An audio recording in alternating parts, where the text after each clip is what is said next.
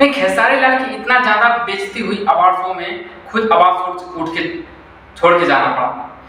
नमस्कार दोस्तों, अब खेसारी लाल अवार्ड छोड़ के क्यों चले गए, तो क्या है इस वीडियो की जानकारी, क्या है सच्चाई, क्यों छोड़ गए और किस वजह से छोड़ गए, इस वीडियो में पूरा बताएंगे आप।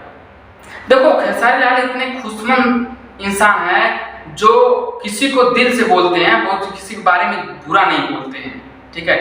वो अवार्ड शो में जाते हैं, उनके जब एंट्री होती है इतना काफिला के साथ एंट्री होती है खेसारी लाल की, और पवन सिंह भी इतना काफिला के साथ एंट्री होती है, पता है आप लोगों को, है ना। और बस दिक्कत वहां पर आ जाती है जब अवार्ड शो में बैठते हैं काजल लाखवानी के साथ, तब भी कोई दिक्कत नहीं था, तब भी नहीं कोई एतराज था उन्हें, ठीक है। एतराज इस बात का था उन्हें कि जब सबको अवार्ड मिलने लगा और उनके नीचे नीचे काम करने वाले को अवार्ड पहले ही मिल गया भाई, और जो इसको ऊपर काम किया है उसको अवार्ड अभी मिला ही।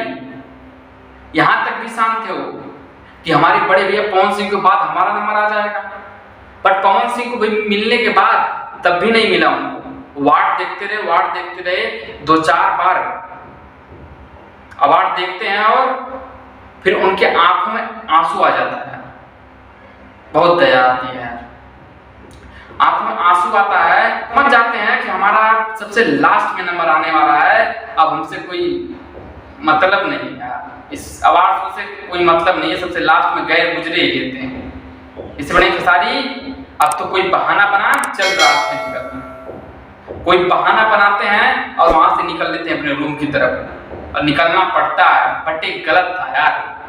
किस इंडस्ट्रीज का शेर और सुपरस्टार माने जाते हैं, और कुछ लोग नामो निशान नहीं जानते हैं उनका, थोड़ा मोड़ा जानते हैं, उनके पहले ही अवार्ड मिल गया और इनको यहाँ पर लाके गिदड़ बना दिया।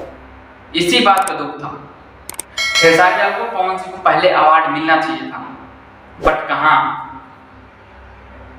चलो ठीक है, खेसारी पवन सिंह के बाद खेसारी लाल को दे देते, बट कहो दोस्तों, आज के लिए इतना ही। वीडियो अच्छे लगे like subscribe bell icon press करना। चलते हैं, बाय बाय।